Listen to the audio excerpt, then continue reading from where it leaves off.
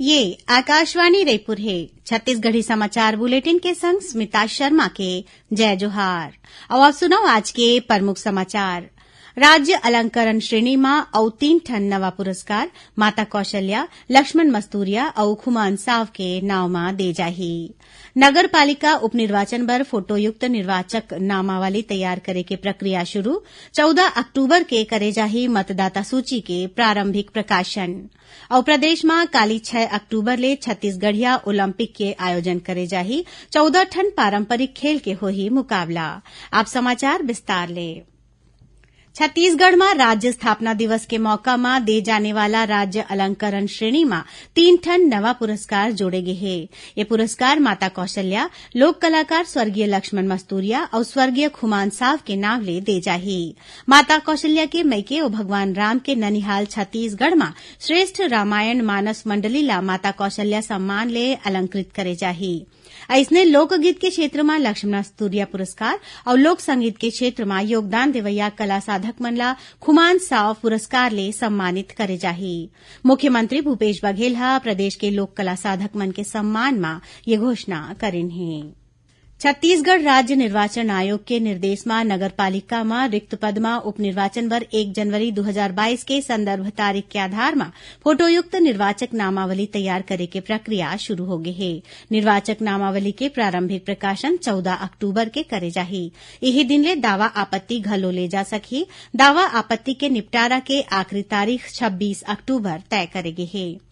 पहली चरण के कार्यक्रम के अनुसार 7 अक्टूबर तक रजिस्ट्रीकरण अधिकारी और सहायक रजिस्ट्रीकरण अधिकारी के नियुक्ति होही। संगे संग प्रारंभिक प्रारूप निर्वाचक नामावली तैयार करे बर कर्मचारी मन के चयन और नियुक्ति करे जाही। उन्हें दूसर चरण में 14 अक्टूबर के निर्वाचन नामावली के प्रारंभिक प्रकाशन करे जाही। यही दिन मान्यता प्राप्त राजनीतिक दल ला निर्वाचन नामावली दे जाही। खबर के मुताबिक नगर पालिका उपनिर्वाचन में प्रदेश के 6 ठन नगरीय निकाय के 6 वार्ड में उपचुनाव कराए जाही। बुराई ऊपर अच्छाई की जीत के प्रतीक दशहरा तिहार ला आज छत्तीसगढ़ संघरा जम्मो देश में बड़ उत्साह के संग मनाए जावत है। ए मौका में रावण, मेघनाथ और कुंभकर्ण के पुतला के दहन करे जाही।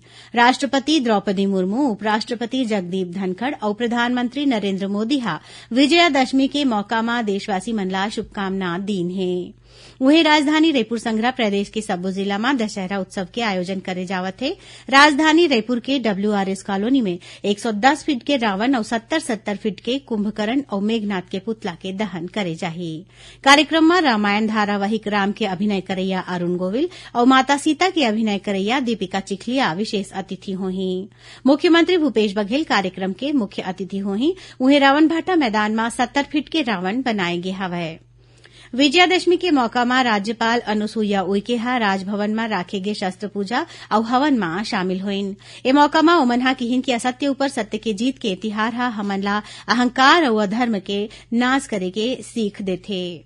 उन्हें मुख्यमंत्री भूपेश बघेल हा घलो अपन निवास में शस्त्र पूजा करके प्रदेशवासी मन ला विजयादशमी के बधाई और शुभकामना दीन। ओमन किहिन की दशहरा के परब असत्य में सत्य के जीत, अंधकार में प्रकाश के जीत और अधर्म में धर्म के जीत के परब है। दशहरा के मौका में आज रायपुर, राजनांदगांव, रायगढ़ संघरा प्रदेश के आने आने थाना, चौकी और शस्त्रागार में राखे शस्त्र के साफ सफाई करके विधि विधान ले पूजा करेगी। 75 दिन तक चलैया विश्व प्रसिद्ध बस्तर दशहरा परब में आज रतिहा भीतर रैनी के रस्म अदा करे जाही। ए रस्म में 8 पहिया वाले 2 मंजिला विशालकाय रथ में मां दंतेश्वरी के छत्र ला राख के विधि विधान ले परिक्रमा कराए जाथे। परिक्रमा के बाद रथ ला दंतेश्वरी मंदिर के आगू सिंह ड्योढ़ी में रोक के ओमा ले माई के छत्र ला रथ ले उतार के मंदिर में राखे जाही और रथ ला सिंह ड्योढ़ी में छोड़ दे जाही। एकर बाद ये रथ ला चोरी करके आदिवासी मन हा कुम्हड़ा कोट के जंगल लेघी। एकर पहले बस्तर दशहरा में काली रतिहा मावली परघाव के रस्म अदा करेगी। वहीं कोंडागांव जिला में काली बस्तर दशहरा में शामिल होए बर जिला भर ले आए ग्राम देवी देवता मन के छत्र डोली मन ला विदाई देगी। एक कार्यक्रम में कोंडागांव के विधायक मोहन मरकाम, जिला पंचायत अध्यक्ष देवचंद मातलाम, प्रशासनिक अधिकारी और आदिवासी समाज के प्रतिनिधि मन शामिल हुईन। छत्तीसगढ़ी समाचार बुलेटिन आप मन आकाशवाणी रायपुर ले सुनत हौ। छत्तीसगढ़ के खबर ले है आपकी वास्ता और खबर के विश्वसनीयता ले है हमर वास्ता। आकाशवाणी समाचार रायपुर के प्रादेशिक समाचार बुलेटिन के संगे संग हमार समसामयिक कार्यक्रम आप रेडियो के संग अपन मोबाइल में घलो सुन सकत हव। आकाशवाणी समाचार फेसबुक, ट्विटर और यूट्यूब में घलो हावय। हमार फेसबुक पेज हरे Chhattisgarh news on AIR, Twitter handle CGAIR news और हमार यूट्यूब चैनल हरे छत्तीसगढ़ AIR न्यूज। तो अब रेडियो के संगे संग आपके मोबाइल के माध्यम ले हम आप तक पहुंचत हन। छत्तीसगढ़ के हर खबर पर सुनत रहो आकाशवाणी समाचार। अब आगू बाढ़बो बाचे समाचार कोती। राष्ट्रीय स्वयंसेवक संघ के प्रमुख मोहन भागवत हा माईलोगिन मन ला फैसला लेके आजादी के संग सशक्त बनाए ऊपर जोर दीन है। नागपुर में दशहरा के मौका में ओमन के हिंकी समाज ला एकजुट राखे बर पुरुष और महिला मन के बीच समानता जरूरी है। दोनों के साझेदारी समाज के प्रगति बर जरूरी है। ओमन के हिंकी आत्मनिर्भरता के रद्दा में आगू बढ़े बर भारत ला एक राष्ट्र के रूप में परिभाषित करैया विचार ला समझना जरूरी है। श्री भागवत हा के हिंकी आबादी और संसाधन ला देखत जनसंख्या नीति बनाए के जरूरत है। ओमन मातृभाषा में शिक्षा ला बढ़ावा दे जाए के नीति बनाए के समर्थन करें। प्रदेश में काली 6 अक्टूबर ले छत्तीसगढ़िया ओलंपिक के आयोजन करे जाही। एमा गिल्ली डंडा, पिट्ठुल, लंगड़ी, दौड़, कबड्डी, खो खो, रस्साकसी जैसन 14 ठन पारंपरिक खेल के मुकाबला होही। छत्तीसगढ़िया ओलंपिक के आयोजन के जिम्मेदारी पंचायत और ग्रामीण विकास और नगरीय और प्रशासन विकास विभाग ला सौंपे गे हे। ये प्रतियोगिता के समापन अवैया बछर 6 जनवरी के होही। छत्तीसगढ़िया ओलंपिक बर 6 ठन स्तर तय करे गे हे। एमा गांव में सबले पहली स्तर में राजीव युवा मितान क्लब होही। उहें दूसर प्रतियोगिता जोन स्तर में होही, जेमा 8 राजीव युवा मितान क्लब मन ला मिला के 1 ठन क्लब बनाए जाही। एकर बाद विकासखंड, नगरीय क्लस्टर, जिला, संभाग और अंत में राज्य स्तर में खेल प्रतियोगिता आयोजित करे जाही। राज्य स्तर के प्रतियोगिता 28 दिसंबर ले 6 जनवरी तक होही। छत्तीसगढ़ उच्च न्यायालय के न्यायाधीश न्यायमूर्ति दीपक कुमार तिवारी हा कोंडागांव जिला के केशकाल में बनत नवीन व्यवहार न्यायालय भवन के आज भूमि पूजन करिन। 1 करोड़ 19 लाख रुपया के लागत ले भवन ला बनाए जाही। ए मौका में न्यायमूर्ति दीपक तिवारी हा कहिन कि गरीब और कमजोर वर्ग के जागरूकता संग्रह ओमन ला कानूनी मदद दे जाए बर पहल करे जाए।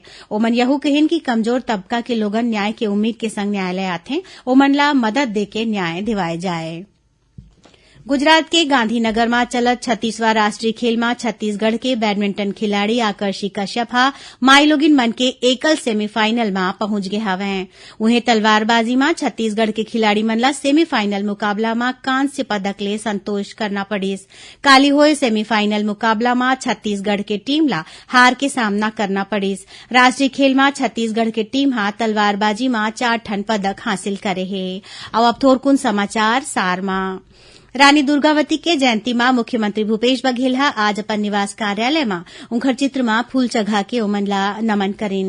राष्ट्रीय पशु रोग नियंत्रण कार्यक्रम में प्रदेश में गाय, बैल, भैंस ला खुरपका मुंहपका बीमारी ले बचाए बर अवैया 15 अक्टूबर तक सघन टीकाकरण अभियान चलाए जावत है।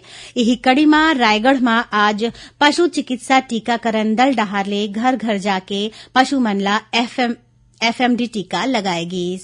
जांजगीर चांपा जिला के बिरहानी गांव में दुर्गा विसर्जन के बेरा हसदेव नदी में 4 झन बुहागिन एमाले 1 झन मनखे के डूबे ले मौत हो गे हे। उन्हें 3 झन ला बचा ले गे हे। और राजधानी रायपुर के खारून बेंद्री डेम में काली मंझनिया 1 झन मनखे हा बोहागिस, जेकर शव ला पुलिस हा आज बरामद कर ले हे। ए युवक हा अपन दोस्त मन संग डैम में नहाए बर गे रहिस, तभे पानी के बहाव तेज होए ले ओहा डूब गिस। आखिर में प्रमुख समाचार एक घाव फेर। राज्य अलंकरण श्रेणी में और 3 ठन नवा पुरस्कार माता कौशल्या, लक्ष्मण मस्तूरिया और खुमान साव के नाव में दे जाही। नगरपालिका उपनिर्वाचन बर फोटोयुक्त निर्वाचक नामावली तैयार करे के प्रक्रिया शुरू। 14 अक्टूबर के करे जाही मतदाता सूची के प्रारंभिक प्रकाशन। और प्रदेश में काली 6 अक्टूबर ले छत्तीसगढ़िया ओलंपिक के आयोजन करे जाही। 14 ठन पारंपरिक खेल के होही मुकाबला। एकरे संग छत्तीसगढ़ी समाचार बुलेटिन हे सिरावत हे। जय जोहार।